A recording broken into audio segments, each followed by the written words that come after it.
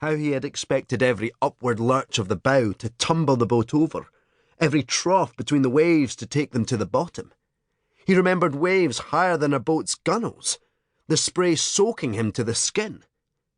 He remembered fretting about getting ashore without making a fool of himself, and then having to prove, day after day, that he could catch fowl as well as the rest, and having no bed to sleep on, and never a mother about for comfort at night. Poor little Davy. Not the biggest birdie in the nest. And bless him. Look, thought Quill. He has on his socks already, in place of his boots, all ready to climb. Davy looked too green, in every sense of the word, to stand up to Kenneth and his bullying.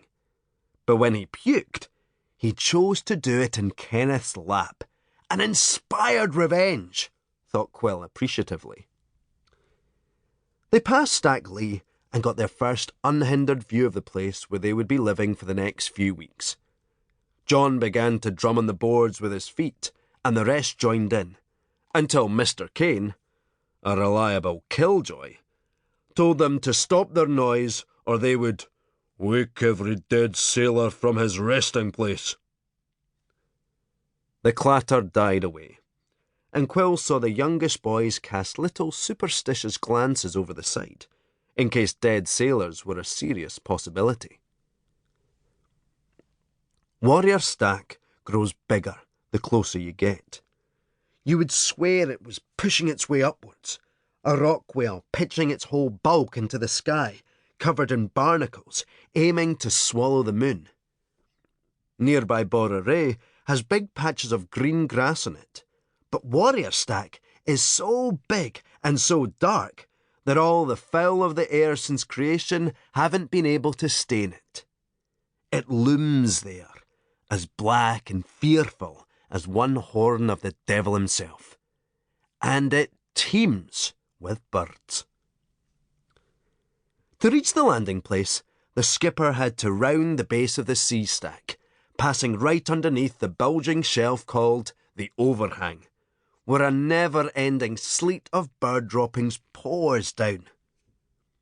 The boat fell silent as each man and boy, except Kenneth, shut his mouth tight. Look up there, Davy, said Kenneth, pointing urgently upwards. But Davy had the wit not to fall for that one.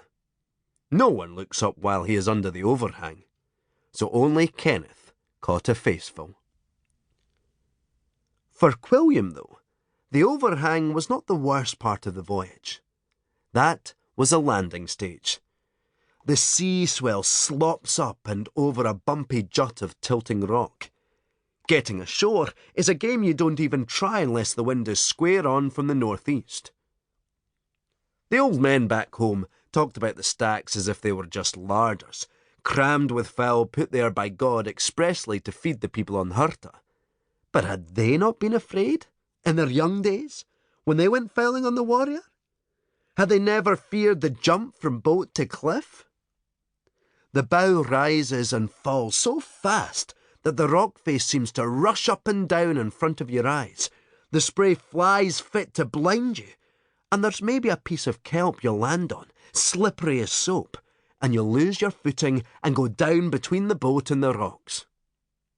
There again, maybe Quill, like Davy, was just a scaredy mouse. Mr. Don, barefoot and with a rope tied round his body, to fetch him back aboard if he fell, and the boat's mooring rope wrapped around his wrist, balanced precariously on the bow, and steeled himself for the jump. The stack rose sheer in front of them, looking like the impregnable wall of a castle keep. And yet Domhnall Don made stepping ashore look easy. The fowling party formed a line in the boat. Mr. Farris and Mr. Kane at the front, then Murdo, then Quilliam, then Kenneth, and so on in order of height.